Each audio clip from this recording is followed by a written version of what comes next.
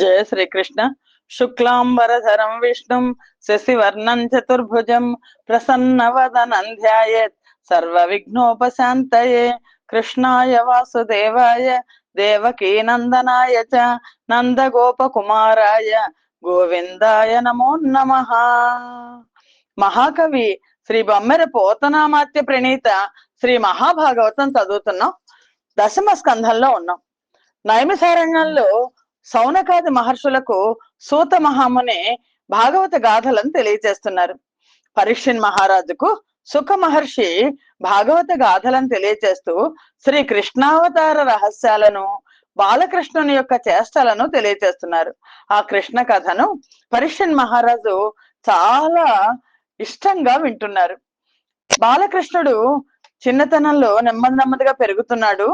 తోటి బాలకులతో ఆడుకోవడం మొదలు పెట్టాడు. ఈ ఆటలే కాదు, మొత్తం ఆ గొల్లపల్లెలంతా కూడా, ఆ వ్రజవాడలన్నీ కూడా శ్రీకృష్ణుడు అతని స్నేహితులు తిరుగుతున్నారు. వీళ్ళు చేసే అల్లరి భరించలేక ఒకరోజు ఆ గోపికలందరూ కూడా, గోపకాంతలు సహనం నశించిపోగా ఆ చిన్ని కృష్ణుని ఆగడాలకు వాళ్ళంతా యశోద దగ్గరకు వచ్చి ఇలా చెప్పడం ప్రారంభించారు.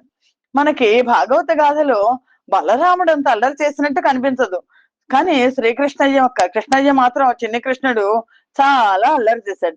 ఏం అల్లరి చేశాడు? గోప బాలికలు యశోదమ్మతో చెప్తున్నారు. గోపికలు శ్రీకృష్ణుని దుడుకు చేష్టలను యశోద దేవత చెప్పడం కనిపిస్తుంది.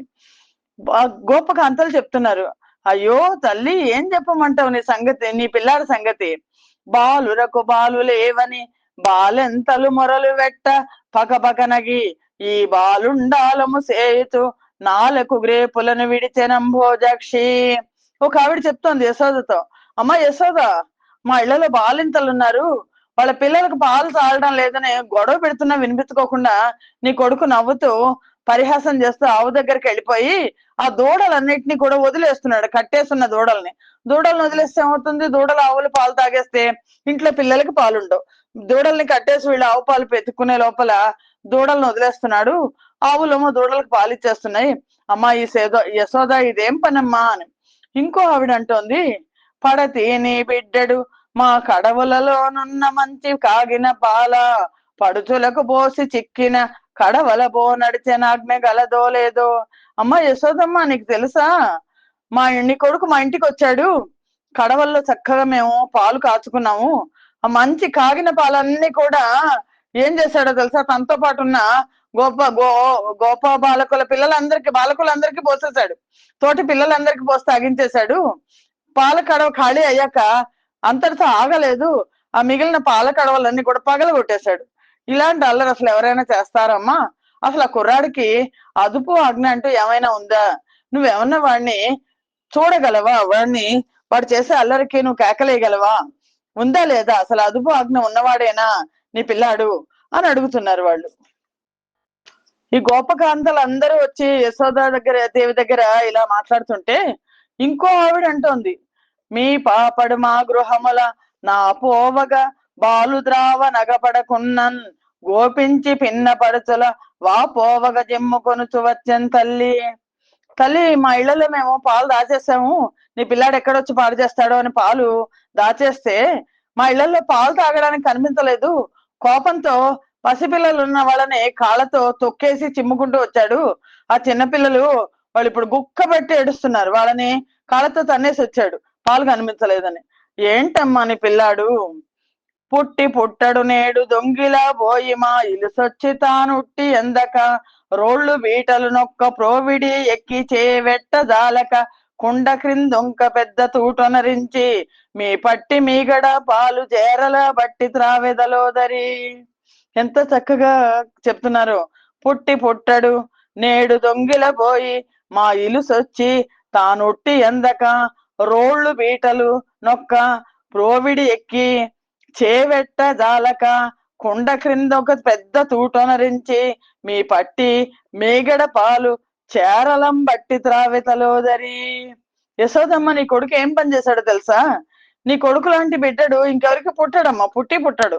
ఎవరికి ఇలాంటి బిడ్డడు పుట్టడు. ఎందుకంటే మీ ఇంట్లో అల్లరి చేసుకోవడం వేరు, ఊళ్ళో అందరి ఇళ్లలోనూ అల్లరి చేస్తున్నాడు.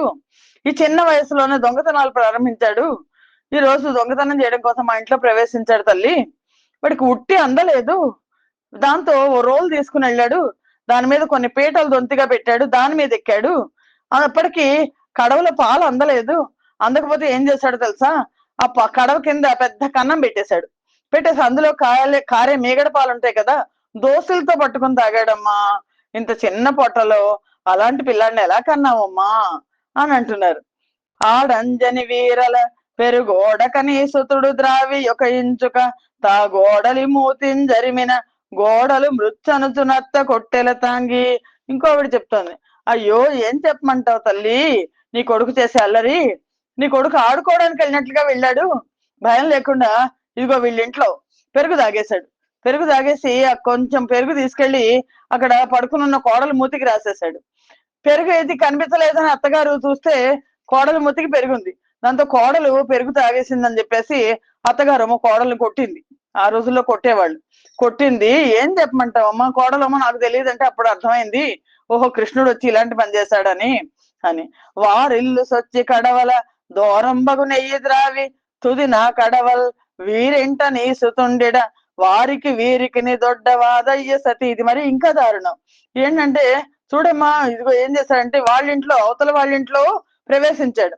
ప్రవేశించి వాళ్ళ కుండల్లో నిండుగా ఉన్న నెయ్యి తాగేశాడు. తాగేసి చివరికి ఆ కడవలు తీసుకొచ్చి, నెయ్యి కడవలు ఉంటుంది కదా, నెయ్యి కుండను తీసుకొచ్చేసి పక్క వాళ్ళ ఇంట్లో పెట్టాడు. నేతుకుంటే ఏమైంది ఏమైంది ఏమైందో చూసుకుంటే పక్క వాళ్ళ ఇంట్లో ఉంది. దాంతో వాళ్ళకి పెద్ద పోట్లాట అయింది. ఇలాంటి తగవులు తెస్తున్నాడమ్మా నీ కొడుకు, నువ్వు వాడిని కాస్త కొంచెం చూసుకో తల్లి అని బతులాడుకుంటున్నారు. వేలుపులటి నా కంటెను వేలుపు మరి ఎవ్వడనచ వికనగి మా వేలుపుల గోడపైనో హేలావతి నీ తనూజుడెంగిలి చేసెన్. ఇంకోవిడ చెప్తుంది, అసలు ఇలాంటి అల్లరి ఎవరైనా చేస్తారా? ఒకళ్ళ ఇంట్లో ఉండి అందులో రాజుగారి కొడుకు నందరాజు అంటే మొత్తం గొల్ల వ్రజ వాడక మొత్తానికి అధిపతి కదా. వీళ్ళకి ఏమన్నా లేదా పోదా?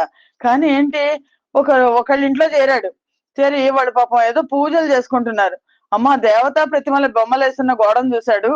చూసి నాకంటే ఇంకెవరున్నారు దేవుడు, ఎక్కడున్నాడు అని పక్కపక్క నవ్వాడు. అది కృష్ణయ్య దేవుడు అన్న సంగతి వాళ్ళకి తెలియదు కదా. నువ్వు దాని మీద ముట్టుకోకు మా దేవుడు కూడా ముట్టుకోకు అంటున్నారు వాళ్ళు.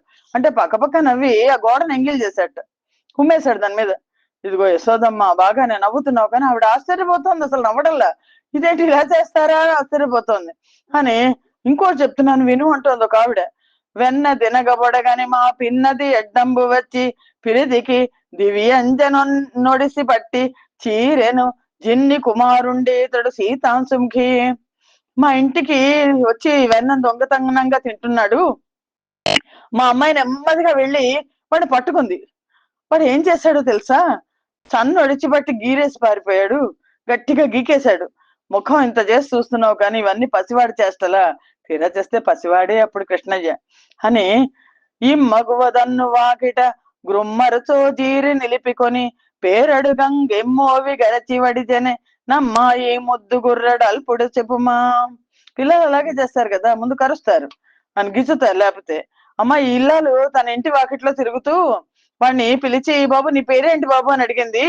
అడిగితే వాడు ఏం చేశాడో తెలుసా? దాన్ని గబుక్కున దాని పెదవిని కరిచి పారిపోయాడు. అంటే గట్టిగా కరిచేసి పారిపోయాడు. చూడమ్మా ఈ ముద్దులు కుర్రాడు, వీడు పసివాడా? వీడు పసివాడు అంటే ఎలా నమ్మేది? తీరా చేస్తే పసిపిల్లాడు చేసే అల్లరే ఇదంతా కూడా. చే బంతి దప్పి పడినని ప్రాబల్యము తోడ వచ్చి భవనము వెనకన్ మా బిడ్డ జలకమాడగా నీ బిడ్డడు వలువ తెచ్చే నెల తుక తగునే. ఇంకా ఆశ్చర్యం. మా ఇదిగో బంతులు ఆడుతున్నాము, మా బంతి ఎగిరి మీ ఇంట్లోకి పడింది అని చెప్పేసి బంతి వెతుక్కోవడానికి వచ్చినట్టు వచ్చేసాడు. వచ్చేసి పెరట్లోకి వచ్చాడు. పెరట్లో మా అమ్మాయి స్నానం చేస్తోంది. స్నానం చేస్తుంటే చూశాడు. చూసి అమ్మాయి చీర అక్కడ పక్కన పెట్టుకుంది స్నానం చేశాక కట్టుకోవడానికి. ఆ చీర కాస్త తీసుకుపోయాడు. ఇది ఏమన్నా బాగుందా? అమ్మాయి పాపం ఏమైంది చీర అంటే, ఇదిగో కృష్ణుడు వచ్చాడు, బంతి కోసం వచ్చాడు, వెళ్ళిపోయాడు అని. ఈ చెలువ చూచి మృత్యులి ఎచ్చుగా నురికించుకొనుచు నరిగెద నాతో వచ్చదవా అని అన్నాడు ఇచ్చిరతడు. సుదతి చిత్రమిట్టిది గలదే. ఓ యశోదమ్మ తల్లి, ఈ చెలువను చూసి మీ కుర్రవాడు నిన్ను దొంగతనంగా తీసుకెళ్ళిపోతాను, నాతో కూడా వచ్చేస్తావా అని అడిగట. ఈ చెలువ చూచి మృచ్ఛిలి ఎచ్చుగా నురికించుకొనుచే నరిగెత నాతో వచ్చేదవా అని అన్నాడిచ్చిరుతడు. సుదతి చిత్రమిట్టిది గలదే. అవడానికి చిన్నపిల్లాడు. ఇలాంటి పెద్ద మాటలు ఎవరైనా మాట్లాడతారా? యశోదమ్మ తల్లి ఈ అమ్మాయిని చూసి, కుర్రవాడు ఇదిగో నిన్ను దొంగతనంగా తీసుకెళ్ళిపోతాను, నాతో వచ్చేస్తావా అని అడిగాడు. ఇలాంటి వింత ఎక్కడైనా ఉంటుందా? కొడుకులు లేరని ఒక సతి గడువగవగ దన్ను మగనిగా గైకొనినన్ గొడుకులు గరిగెదరని పైబడి నాడిది వినుము శిశువు పనులే తల్లి. ఇంత అల్లరా? ఓ అమ్మ నా మాట విను, ఇదిగో కొడుకులు లేరని ఒక ఆవిడ బాధపడుతోంది. బాధపడుతుంటే నీ కొడుకు ఏమన్నాడు తెలుసా? ఇదిగో నన్ను నీ మొగుడుగా చేసుకో, అప్పుడు నీకు పిల్లలు పుడతారు అని వచ్చి మీదకు పడ్డాడు. ఇలాంటివి అసలు పసిబిడ్డలు చేసే పనులేనా?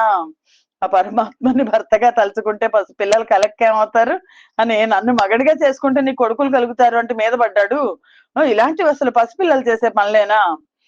తలగిన దానందలమన దలగక నా యా చెలికి నాన్న తల ఎత్తగా నీ తలగిన చోటెయ్యది అని తల యూచన్ని సుతుండు తగ విమృగాక్షి. యశోదమ్మ, మా వాడలో ఒక ఆవిడ నన్ను తాకరాదు, దూరంగా వెళ్ళిపో అని అంది. ఆవిడ బయట ఉంది, నన్ను తాకరాదు, దూరంగా వెళ్ళిపో అంటే దూరంగా వెళ్ళడం కాదు కదా, ఎక్కడ తాకద్దు నిన్ను అని ఆ చెలికి సిగ్గుపడేట్లు, ఎక్కడ తాకద్దు, ఇక్కడ తాకచ్చా, ఇక్కడ తాకచ్చా, ఇక్కడ తాకచ్చా అంటూ తలతో అన్ని చోట్ల తాకేశాడు. ఇది ఏమన్నా బాగుందా? వ్రాలగ వచ్చినని సతి చూలాలందలగు మనుడు జూలగుటకు నే మూలంబు చెప్పుమనని బాలుడు చెప్పుదురే సతులు పర్వేందుముఖి. ఎంత పిచ్చి మాటలు మాట్లాడతాడో తెలుసా నీ కొడుకు. ఓ యశోదమ్మ, నీ కుమారుడు ఇదిగో ఈ ఇల్లాడి మీద పడిపోబోయాడు, పడిపోతే ఆవిడ నేను గర్భవతిని, నువ్వు దూరంగా ఉండు అంది. అంటే నీకు గర్భం ఎలా వచ్చిందో చెప్పు, నీకు గర్భం ఎలా వచ్చిందో చెప్పు, దానికి కారణం చెప్పు, ఎవరు కారణం అని మూలం చెప్పు చెప్పు చెప్పని ఒకటే గొడవ పెడుతున్నాడు. అసలు ఎవరైనా దానికి కారణం ఇది అని చెప్తారా? ఎలా గర్భం వచ్చిందో చెప్పు నీకు అని చెప్పేసి గొడవ పెడుతున్నాడు. మగువాని కొమరుడు మా మగవారటు ఓవ చూచి మంతనమునకు దగజీరి పొందునడిగను జగముల మున్నెట్టి శిశువు చదువంబడనే. ఇంకా విచిత్రం, మా ఇంట్లో మగవాళ్ళు బయటికి వెళ్ళిపోగానే ఇంకో ఆవిడ అంటుంది, నీ కొడుకు మా ఇంటికి వస్తాడు, రహస్యం చెప్తానని పిలిచి అదిగో నాతో కలువు, నువ్వు నాతో కలువు, నాతో కలవడానికి వస్తావా అని చెప్పేసి అడుగుతున్నాడు. ఎవరైనా ఇంతకు ముందు ఇలాంటి శిశువు ఉంటాడని, ఇలాంటి పిల్లాడు ఉంటాడని మనం విన్నామా? ఇప్పటి పిల్లలకి కొంచెం ఈ ఇంటర్నెట్ జ్ఞానాలు ఉన్నాయి, కానీ అప్పటి పిల్లలు ఒక 50 ఏళ్ల క్రితం దాకా పిల్లలు ఇలా ఉండేవాళ్ళు కాదు. ఒక కృష్ణయ్య తప్ప, కృష్ణ పరమాత్మ తప్ప ఇంకెవరు ఇలా లేరు. నమ్మిని దురవోవ నా పట్టి చొంచు మాలేగతోక తోడలీలగట్టి వీధులందు దోలె వెలదని కొమరుండు రాత బిడ్డడైన రవ్వ మేలే. ఓ యశోద, నీ కొడుకు రాజబిడ్డ అయితే మాత్రం నా పిల్ల హాయిగా నిద్రపోతోంది, నా పిల్ల జుట్టును తీసుకెళ్లిపోయి ఆ లేగదూడ తోకకి కట్టేసి ఆ లేగదూడని తోలేశాడు, వినోదంగా కట్టి వీధుల్లోకి లేగదూడని తోలాడు, పిల్ల కింద పడిపోతుంది కదా. ఎంత రాచబిడ్డడైతే మాత్రం ఇంత అల్లరి తగునా? నా పట్టి పొట్ట నిండగా భయపడి నీ పట్టి వెన్న బానెండిడి నాడు ఊపిరి వెడలదు వానిని చూపెద నేమైనా నీవ చుమ్ముల తంగి. నువ్వు అసలు నమ్ముతావా? నా కొడుకుకి వీడు వెనబెట్టడం మొదలెట్టాడు. నీ కొడుకు కృష్ణయ్య మొదలెట్టడం ఎలా పెట్టాడో తెలుసా? నా కొడుకు పొట్ట నిండా బానెడు వెన్న పెట్టాడు. వాడికి ఆ బానెడు వెన్న తిని వాడికి ఇప్పుడు ఊపిరాటం లేదు. నేనేం చెయ్యాలి? వాడిని నీకు చూపిస్తాను, ఇప్పుడైనా నువ్వు నమ్ముతావా నీ కొడుకు అల్లరి చేస్తాడని? అసలు వాడికి ఏమన్నా అయితే నువ్వే తెలుసా, నీదే బాధ్యత, నువ్వే కర్తవు సుమా అని. అమ్మో, ఇంత అల్లరా? ఆ బాలికలందరూ కూడా, గోపకాంతలందరూ వచ్చి యశోదతో ఇంకా ఏమైనా సరే ఈ అల్లరి తగ్గించడానికి యశోదతో, తల్లితో చెప్తే తల్లి కేకలేస్తుంది కదా, కట్టడి చేస్తుంది కదా అని తల్లితో చెప్పారు. తెర వయోకత నిద్రింపగా నెరిగట్టిన వలువ వీడ్చి నేటగు తేలుంగరిపించి నీ కుమారుడు వెరచుచున్నది పరవనగి విహితమ సాధ్వి. ఇంకా దారుణం తెలుసా? ఒక ఆవిడ నిద్రపోతోంది. అమ్మ, నీ కొడుకు ఏం చేశాడో తెలుసా? నిద్రపోతుంటే ఆ విషంపూరితమైన తేలుని ఆవిడ మీద వదిలేశాడు. ఆవిడ తేలు కుట్టింది. ఆమె భయంతో బాధతో గట్టిగా కేకలేసేస్తుంది. వస్తుంటే పక్క పక్క నవ్వుతున్నాడు. ఇదేమైనా బాగుందా తల్లి? వీళ్ళందరూ ఈ గోపకాంతలందరి యొక్క కర్మ ఫలితాలని పరమాత్మ ఇలా తీసేస్తున్నారు ఒకదాని తర్వాత ఒకటి. నా కొడుకును నా కోడలు నేకతమున బెనగబాము నీతడు వై వంగోకలిరుంగక పారిన గూకలిడన్ని సుతుండు గుణమె గుణాఢ్య. ఓ తల్లి, ఓ యశోదమ్మ, నా కొడుకు కోడలు ఇద్దరు ఏకాంతంలో ఉన్నారు. వాళ్ళిద్దరు ఏదో మాటలు చెప్పుకుంటున్నారు ఏకాంతంలో ఉంటే.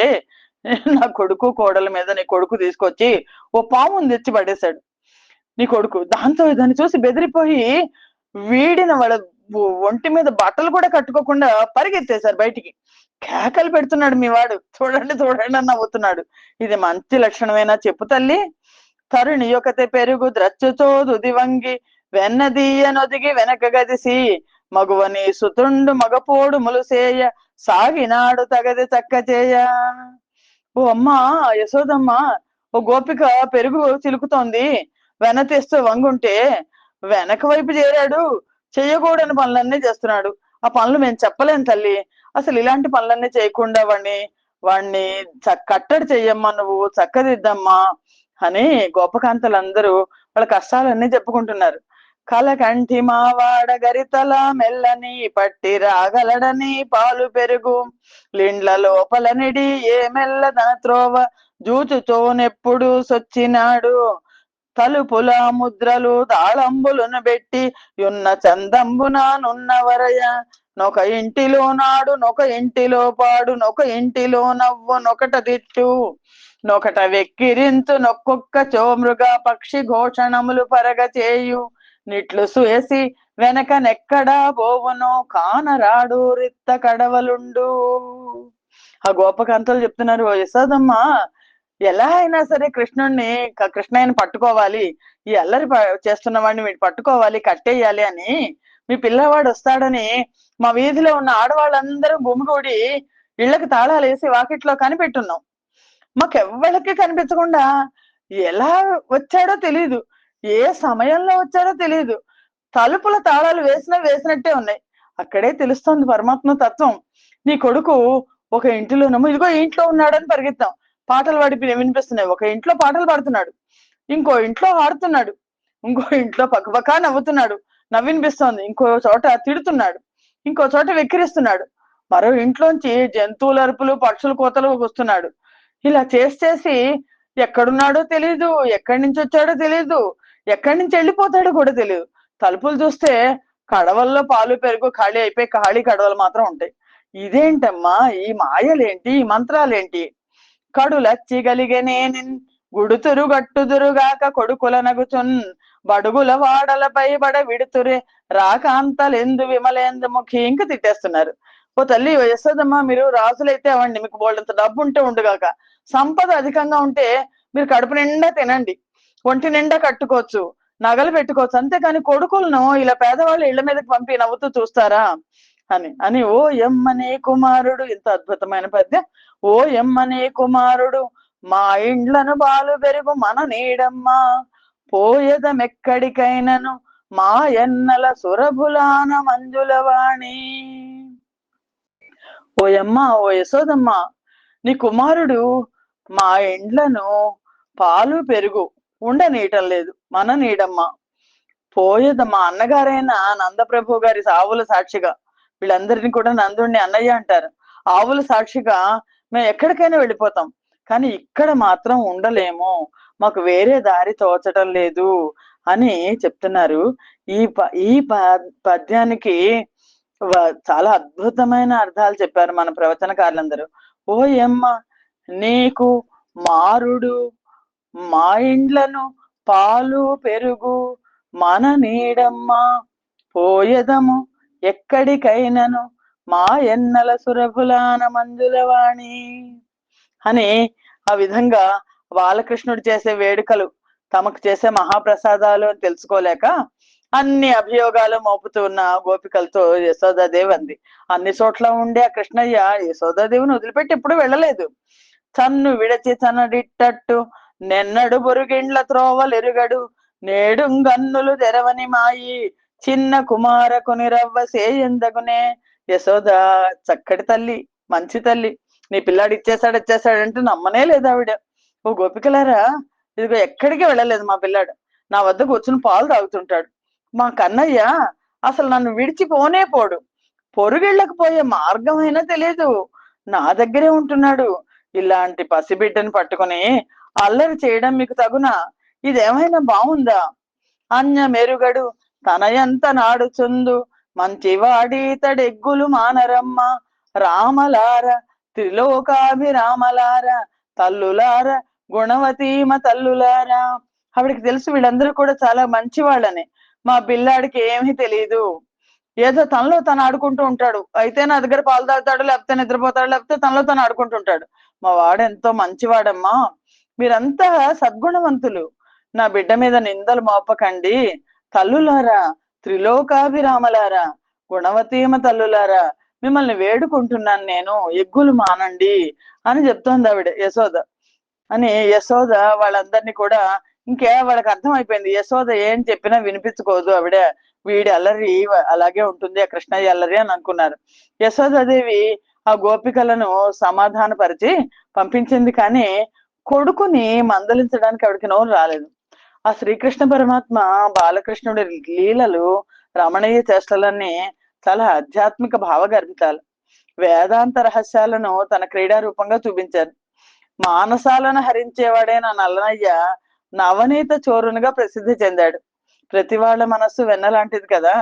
నవనీతం అనే శబ్దానికి అర్థం ఏంటి? నవ అంటే కొత్తగా, నీతం అంటే తీసుకురాబడింది.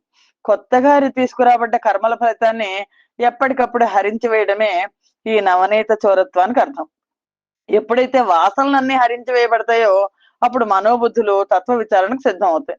కర్మఫలాలను హరించి దివ్యమైన ప్రేమతో అలరించడమే ఈ లీలలో అంతరార్థం. ఆ దివ్య ప్రేమలో మునిగొన్నందునే ఆ బాలుని చూపులకు వశమే శిక్షించలేకపోయింది యశోదమ్మ. అని కాంతలు తల్లితో తన వికారములెల్లగణింప భీతుడై శాంతుని సొంపునం పరమ సాధుని పెంపున గోల మాట్కి విభ్రాంతుని కైవడిన్ జడుని భంగి కుమార కుడూరకుండే నే వింతయులేక తల్లి కుచ వేదికపై తలమోపి ఆడుతున్. వాళ్ళన్ని మాటలు చెప్పారు. గోపికలందరూ తను చేసే చేష్టలను తల్లితో చెప్పి మరపెట్టుకుంటుంటే బాలకృష్ణుడు భయపడ్డాడు, భయం నటించాడు. మిక్కిలి అణుకోగలవాళ్లాగా, పరమ యోగ్యుళ్లాగా, మంచి చెడ్డలు తెలియని పసిబాపలాగా మౌనంగా ఉన్నాడు. భ్రమ చెందిన వాళ్ళగా, చాలా భయపడిపోయిన వాళ్ళగా, ఏమీ తెలియని అమాయకుళ్లాగా తెల్లబోతూ తన యందు ఏ విధమైన కపటము కనపడనీయకుండా తల్లి దగ్గరికి వెళ్ళిపోయి తల్లి ఒళ్ళో కూర్చుని తల్లి రొమ్ముకు తల ఆనించి ముచ్చటగా ఆడుకుంటూ ఊరుకున్నాడు. ఇక్కడతో ఈ సంచిక నాపచేద్దాం. స్వస్తి ప్రజాభ్య పరిపాలయంతాం న్యాయేన మార్గేణ మహిం మహేష. గోబ్రాహ్మణేభ్య శుభమస్తు నిత్యం. లోకా సమస్తా సుఖినో భవంతు. సర్వం శ్రీకృష్ణార్పణమస్తు. యదక్షర పదభ్రష్టం మాత్రహీనంతు యద్భవేత్ తత్సర్వం క్షమ్యతాం దేవ. నారాయణ నమోస్తుతే. శ్రీమన్నారాయణ నమోస్తుతే. జయ శ్రీకృష్ణ.